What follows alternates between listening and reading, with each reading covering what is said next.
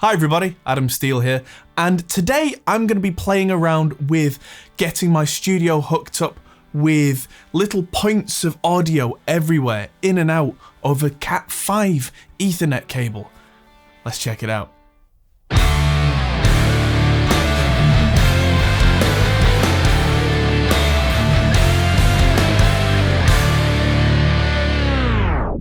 So in the past I have done videos about starting to get my studio running with Cat5 cable everywhere. You know, Ethernet cable. I've got some little ones and some big ones, like so. And you can run 4 discrete channels of balanced audio over one of these. And these are really not expensive. Shielded Cat6 cable, which is what I tend to use, is really quite cheap. This is a 20-meter cable, so a 60-foot cable, and that cost me something like $14. And that will run 60 feet of perfect quality, balanced, so mic level, you know, headphone level, any kind of level you like, audio over one single cable. It's clean, it's neat, and it's relatively cheap. But now I'm starting to get into really expanding this whole thing, and that's where Cranborne Audio come back in. In the past, I've used these units that you can get from Toman, these little red things, and they're really useful, but they're kind of rigid, that they do one thing and that's it. So this one, for example, has XLR inputs, and the other end that I've been using will have XLR outputs. And that's great and all, but it does one thing and one thing only. That's then been spread out into something that I personally have been running to my patch bays at the back, and then running that all through the system that I have. And now Cranborne have come out with this system, which is kind of an extension of their cast system. This is a very similar kind of idea to just running audio over the Cat5 cable, but this takes it an extra step further. This is their passive way of doing it, the N8, and this is a little box that's got DB25s on the back, one for in, one for out, and those are kind of big chunky cables that can go off to wherever you need them to be.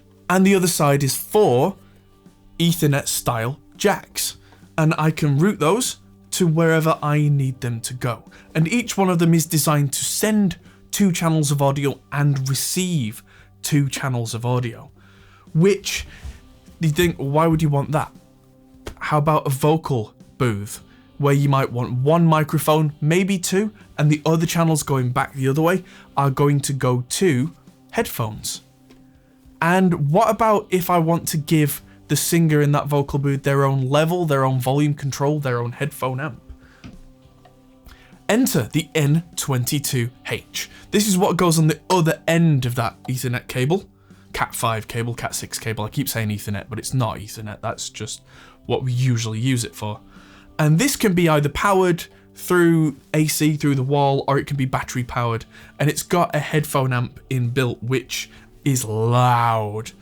And it's also got 2 microphone or line inputs, and it does actually have 2 TRS outputs for the outputs if you want to use it at line level instead of the headphone output. So what I'm gonna do, I've already got 2 Cat5 cables routed, one into the live room on the other side and one into the vocal booth, but I'm going to route some more Cat5 cabling around the control room, for example, and 1 or 2 more points in the live room, so that I can just have one of these next to wherever I want to put a singer or maybe a bass player, where I want 1 DI and 1 mic on a bass amp and they can have headphones, 2 mics on a guitar cab and the guitar player can have that.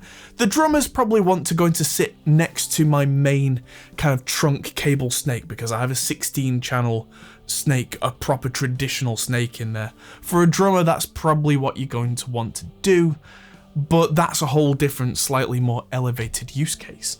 Having these in this room though will be really useful, because sometimes I have either a singer or a voiceover artist very often where they'll want to be in the room with me, and it means that we've got a much quicker back and forth kind of conversation going on.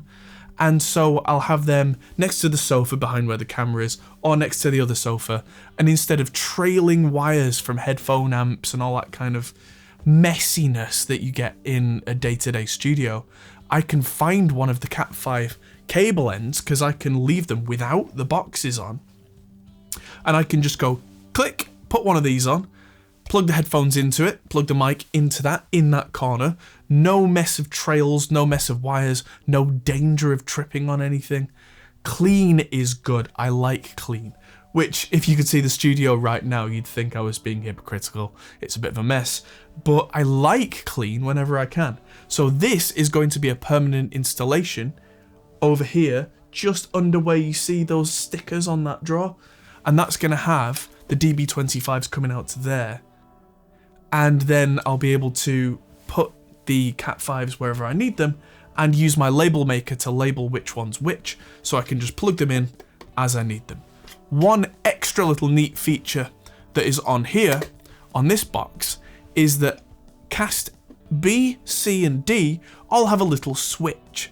And that little switch means that either I can send their dedicated outputs, so different headphone mixes for each one of these, or if we're running and it's tight for time and we need a session where just give everybody the same headphone mix, I can just switch these switches and I send one headphone mix then out of 1 and 2, and that gets duplicated across each of these.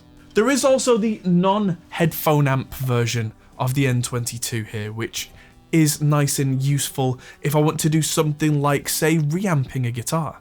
I could put this on top of an amp in there, where if it's something like a guitar amp that I can't run in here, like a combo, like my Fender Twin, something like that, I could put the Fender Twin in the live room, put this on top of it, and a reamp box, send a little signal from here to a reamp box right on top of that Fender Twin, run that, and then run a couple of microphones in front of the amp, back into that box, and over one Cat5 cable, nice and clean.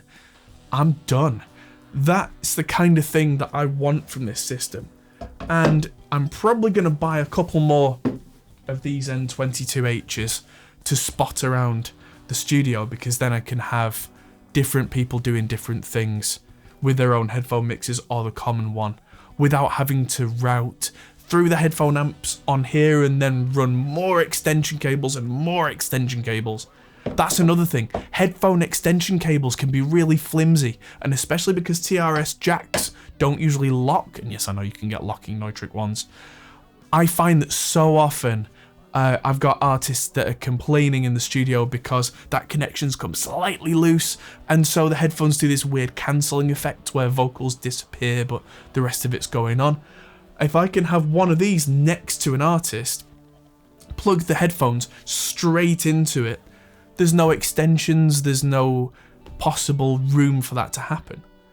And an extra little bonus is that these have got a screw thread on the bottom, so I can thread this onto a mic stand and put that right at kind of hip level next to a singer, and they can have their own headphone level, plug straight into it, microphone goes straight into here, super clean. So I'm going to put this in now, and then I'm going to go ahead and have everything ready. Thanks to Cranborne Audio for sending me the N8.